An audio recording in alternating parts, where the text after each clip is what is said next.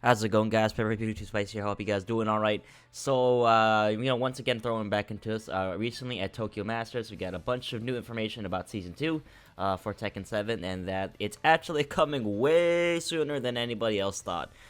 Most of the changes and Lei and N are coming out on September 6th, 2018.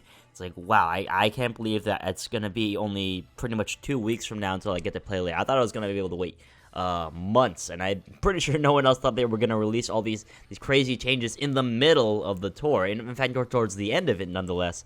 So it's gonna have a pretty significant effect on the tour as it is, but nonetheless, we're gonna get right into the Lei stuff since that is what I'm a big fan of.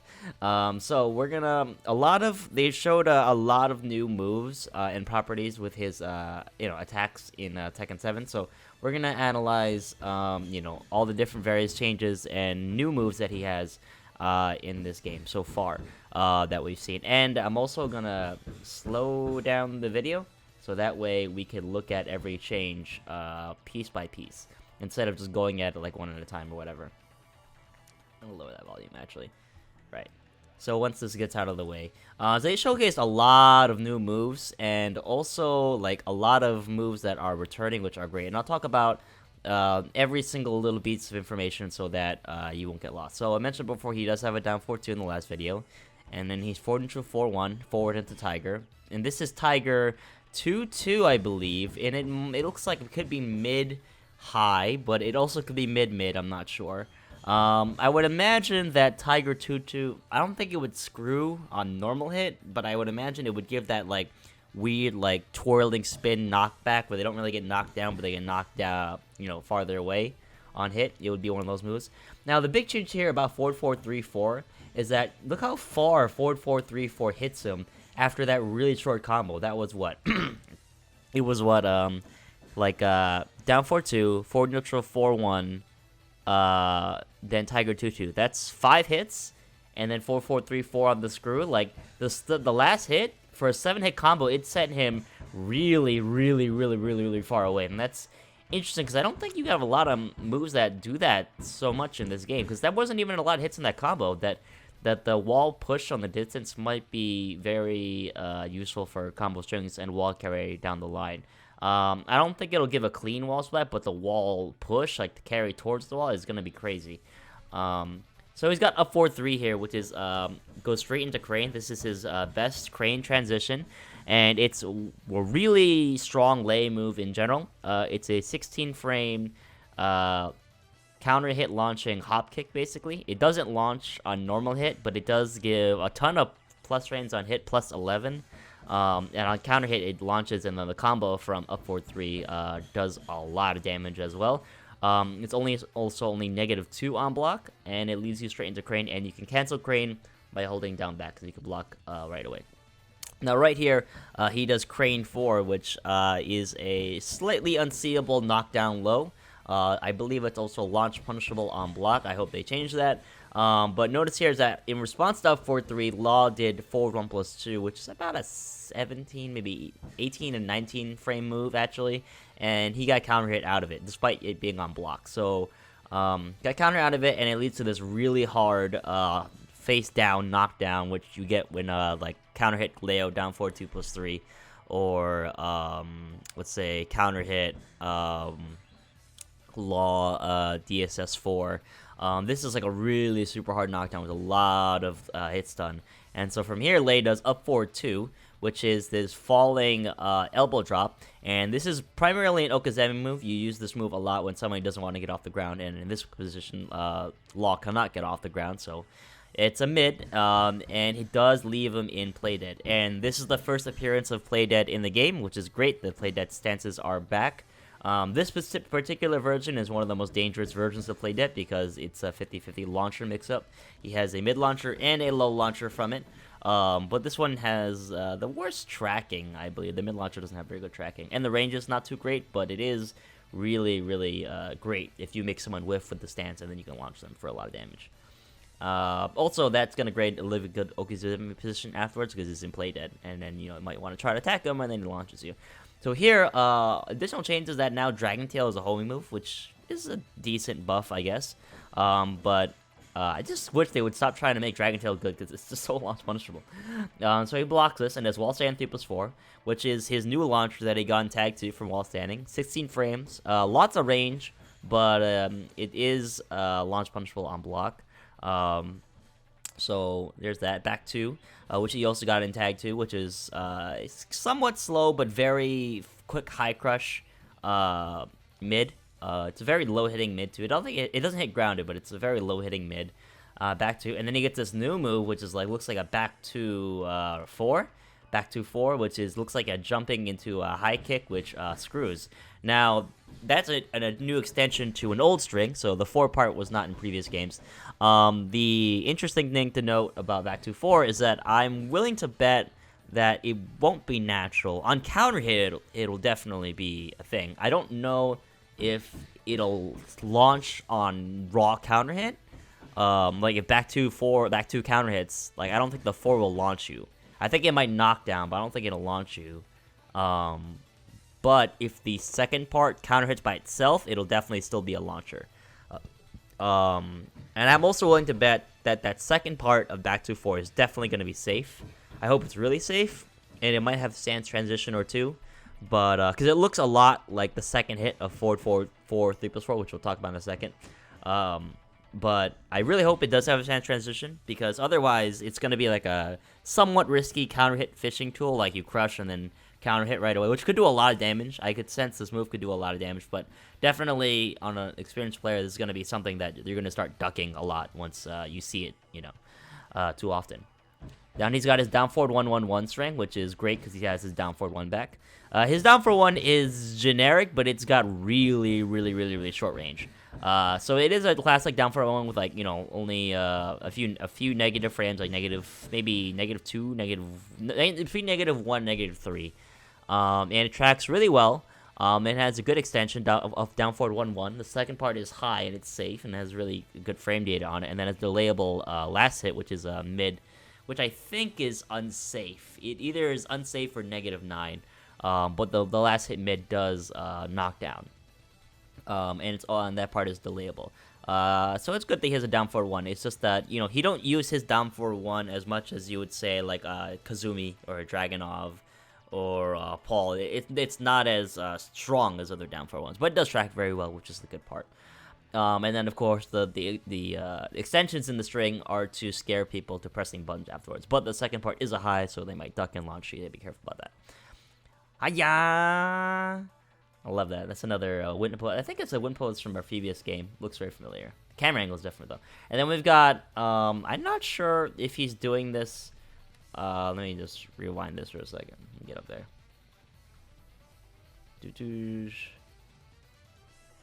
Hiya. Okay, so I'm not sure if he's doing this from Phoenix 2 or it's forward 4-2 by itself. But either way, he's got his Phoenix Illusion 2 Power Crush, which is also a launcher. It's always been a launcher, but now it screws. But the Power Crush is a really great addition to it. So he's going to Wall Splat Fang here. And then he's going to do 4-3-1, which is another move that's really, really important. 4-3-1 is one of his best mid-range mid pokes. It's sort of a poke, but it's also like a power hitting move. It does a lot of damage. 4-3-1 is natural. It's also his 16 frame Punisher. I'm pretty sure he's going to have a follow-up 4-3-1-2, which was added in Tag 2, which is a mid high crush launcher on the last hit. I think it might have only been on counter hit.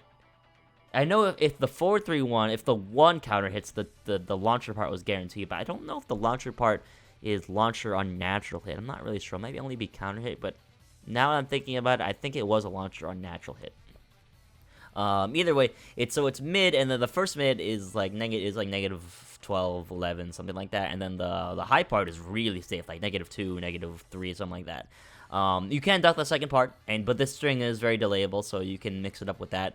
But if 4-3-1 hits, it gives a lot of plus frames, like +8 or something, and it does a lot of damage too. Like, let's say in this game, it would probably be in the mid-30s, I would imagine. Mid-30s to 40s. It's a very powerful string on its own, and it has a good range too. It's also important to note here that 4-3-1 into up back 4, which actually is one of Lei's staple wall enders in previous games. And it's really great because up back 4 here, if you notice, Feng is now facing down. He got knocked down in this position, which normally it didn't used to do that, which is interesting. And I'm wondering if this is going to be a flop stun situation, or is this going to be like forced face down knockdown position like it was with Devil Jin's back 4 when you hit that at the wall. And I really hope it's like Devil Jin's back 4 at the wall, because that's going to give some really great Oki position, because after up back 4, which is that like backwards cartwheel, which is an attack, by the way, unlike other characters where they don't have an attacking cartwheel, he can transition into Phoenix Illusion or Crane, which are both good at the wall. So it's going to be really, really deadly there. That's Phoenix Illusion, by the way. So that's going to be really exciting to see what he can do with that. Now he's got his 4 neutral 4-1-2-3 string. This is a really powerful counter hit confirmed string. It's really easy to confirm it on counter hit, and it does a lot of damage in wall splats.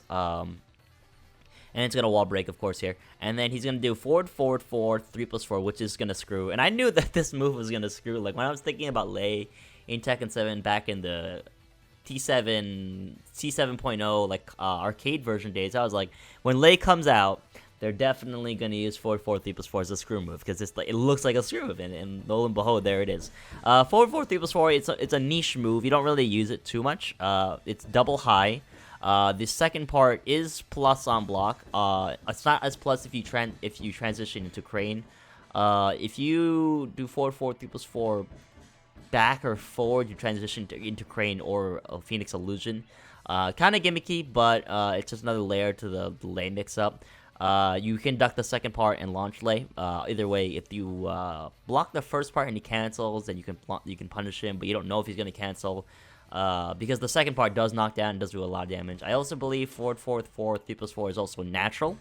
And it also is, second part is a low crush as well. In this game, it's a screw attack, and it also does a lot of damage. And a 4-4-3-4, and then he does back turn 4-4, which also confirms that his back turn stance is back, which is not surprising to me. Back turn 4-4, which is going to cause a flop stun here. And this looks like the one that you can roll out of, but it could still be very useful at the wall or tech situations. And back turn 4-4 was a really strong bound move, which was a combo exciter in Tekken Tag 2. And it did a lot of damage, which helped a lot with Lei's combo damage, and it still might be useful in this game as a combo ender. Now in this, he does forward neutral 4-1 into Tiger, and then Feng on a hit, for some reason, decides to do down back 4, and he's got to get counter hit out of that, of course, because he's using a really slow move on plus frames, or rather on being really negative. And he gets hit by a Tiger 1+2 for his troubles. This confirms that Tiger 1+2 is back, which is one of my favorite moves from Tiger, because it's a very high damage mid that's safe and gives you a lot of plus frames. But in this game, it doesn't look like it gives you plus frames. Instead, it just knocks him down, and it also wall bounces, which is going to be interesting. And it's basically just like, it's almost like a Death Fist in damage, but it's probably not going to do as much as a Death Fist. It'll probably do like maybe half of what a Death Fist would do. And he does up 4-3 here into Crane. And there's an interesting stun here where he gets kind of flat back up, and that's a new juggle stun animation that we haven't seen before. And does the Crane dance, which is Crane 3-4-2-3, right? I'm just remembering that via muscle memory. I'm just like thinking about where I pressed it on the pad, and that's a very highly delayable string that if the low in it or the third part counter hits, which is the second and the third part respectively, then the last part is guaranteed, which will be a launcher. And it is a very highly delayable string, but it's very difficult to use in high level play because it's a lot like Junkyard, where it has a built-in low and you have to low parry it. But you can delay it a lot, which does help with changing the timing of it. And it's going to look like it's going to be a good wall ender here. And it was a pretty decent wall ender in previous games, so I'm happy that it's going to be used here as well. And not only that, Crane 3-4-2-3, the Crane dance, the last hit does give that same flop stun like it does with up back 4. Speaking of which, with up back 4, which I didn't talk about, up back 4 is one of Lei's best get off me tools, because it's a very big hitbox mid that also makes Lei move backwards. And it knocks down on hit as well. It's also very, I'm pretty sure it's kind of fast, like maybe 16, 17 frames like that. It's very good at the starter rounds. It has a bigger hitbox than you think and more range than you think, so it kind of just like, it's kind of like a retreating attack, kind of like a backswing blow, but you move backwards and you stay backwards. Like, you're attacking as you move back. It is pretty bad on block, but usually because of the pushback, nobody can really punish it, but I imagine Noctis is not going to have a trouble with that. And he's going to do his, and then what he's actually doing here is he's pretending that he's drinking a giant gourd or pot of, brew or tea, not tea, like some kind of alcoholic beverage, and that's like a Drunken Master thing. Speaking of which, watch Drunken Master, Jackie Chan's first breakout movie. I highly recommend it. It's a pretty good film. If you don't mind watching old films, 1978. Then he's got Drunken 1 here, which confirms that Drunken 1 is back. Also, another thing that is interesting here is that now you're gonna get slow-mos when two moves look like they're gonna trade. So now you're gonna be seeing a lot more slow-mo in the game.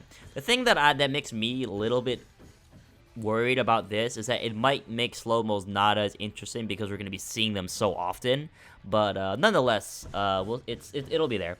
And so he's doing Drunken 1 here, which is a wall splat move, which is punishable, but has a ton of pushback on block, even at the wall, so it's difficult to punish, and it's not that bad on block, only like negative 14, maybe 13 even, negative 13, I'll have to look at the frame data. And it does wall splat knockdown, does do a lot of damage, and it's a mix-up to other stuff in Drunken stance, but this is the only move he shows in Drunken stance, so I can't really talk about the other moves that he has in Drunken until they show them. And it's going to knock down, of course, really far. So we got his Panther stance right here. Panther 1-2 Rage Drive version, and of course it is a launcher now, if it Rage Drive, which is crazy. And it's a 4-4-3, instant screw, and then back turn 1+2, and then 1+2 again. Back turn 1+2 is a high poke, which is really decent on frames. It's kind of like a back turn jab, almost like a back turn jab, but it's not as good on the frame data, but it's similar. And you can do mix-ups afterward. And then if someone tries to punish in between, they get hit by this back turn 1+2, 1+2, and he falls down into slide stance. And he is obviously mid-crushing, well, high crushing and mid evasiveness as well. And it's also very hard to punish because he counts as grounded in this position. That combo definitely wasn't optimal. That combo isn't probably going to do a lot of damage because it just did like a really one move, like 3 moves after the screw, and then none of those moves really do a lot of damage. So don't think that's not the optimal combo just yet. But this move, I'm glad it's back. It's another layer to the Lei, mix-up game. Crane stance, and then he's going to up forward 4. Now, the interesting thing I thought about last night while I was going to sleep thinking about making this video was that it's interesting that Crane up forward 4 is the Rage Drive, because Crane up forward 4 normally by itself is a launcher, and Crane up forward 4 is also safe. So I'm wondering, why would they make this a Rage Drive? Because it doesn't really change anything about it, maybe except damage, but maybe I'm thinking that Crane up forward 4 might be plus on block, which would be really cool, because then you could do like a Crane mix-up, because after Crane up forward 4, it leaves you back in Crane, but your frames are so good that you could cancel and block. It's very safe.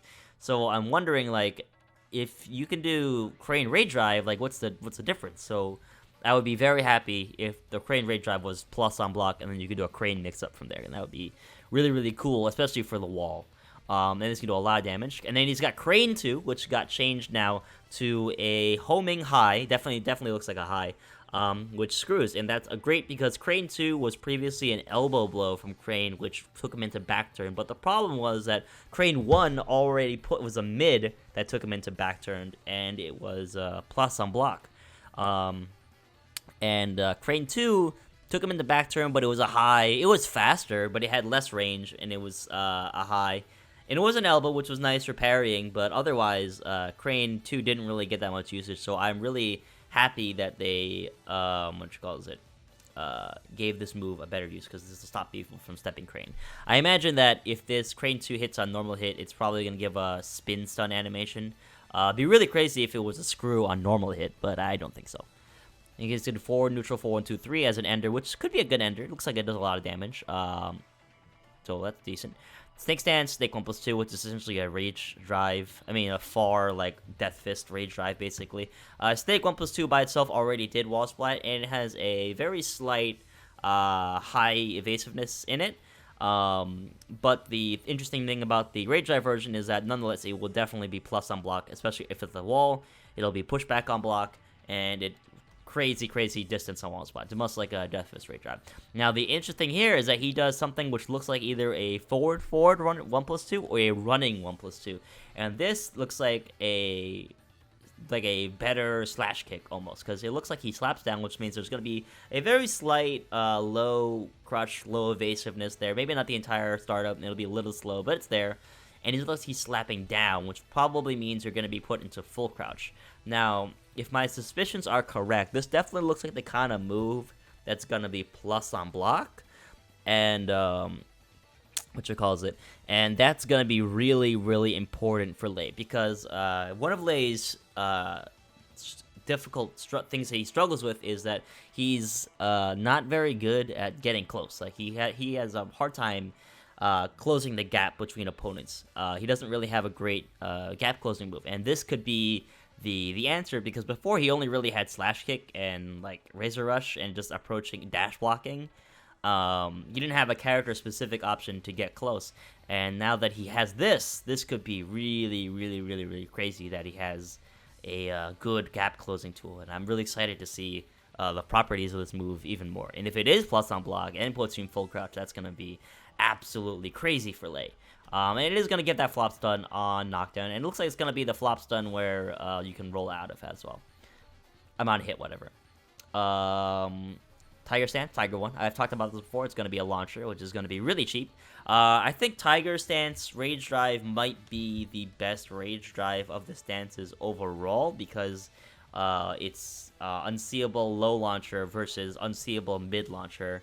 And the mid launcher is also plus on block and puts you in full crouch. So that's going to be really crazy, because it's just launcher versus launcher. It's like Ling, like Rage Drive mix-up, but even better. And then I imagine that Snake is probably going to be... Snake and Dragon are going to be really good for the wall. But I think Tiger's Rage Drive and mix-up overall is going to be better than Panther's. But I mean, they're all good so far. To me, they all look good.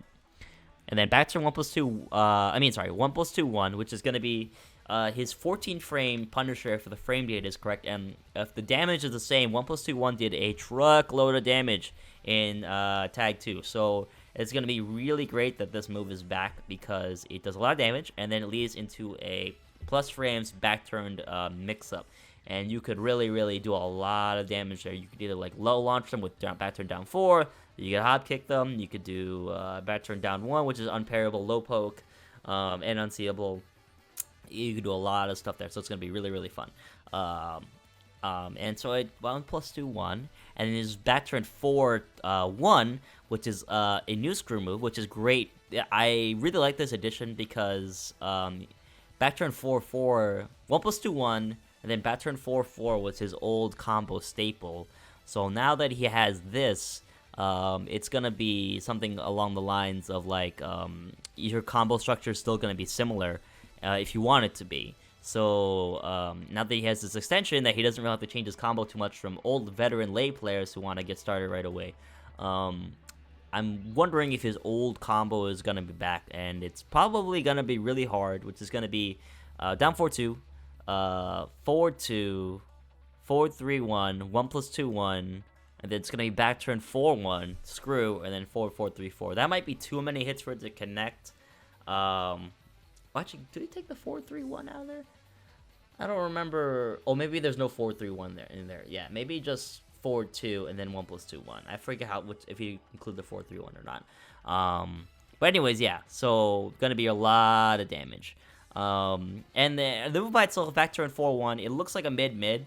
It looks unsafe-ish. It definitely looks unsafe, but I imagine that it could be delayable, because he does have several mix-ups from this. He has back turn 4-4, which is safe in mid-mid. And the second part, it's by itself launches, or at least knocks down, but it's an awkward combo. But it's very linear. And then back turn 4-3, which is a launcher, but it's launch punishable. Back turn 4-3 also has a high crush and some mid evasiveness to it. And now we have back turn 4-1, which is going to be cool. And then, of course, back turn 4 by itself can stay in back turn, or it can return to facing forward. So it's going to be a lot of really fun mix-ups there. Also, it could be that back turn 4-1 is homing or tracks really well, which could be good for people who try to step back turned.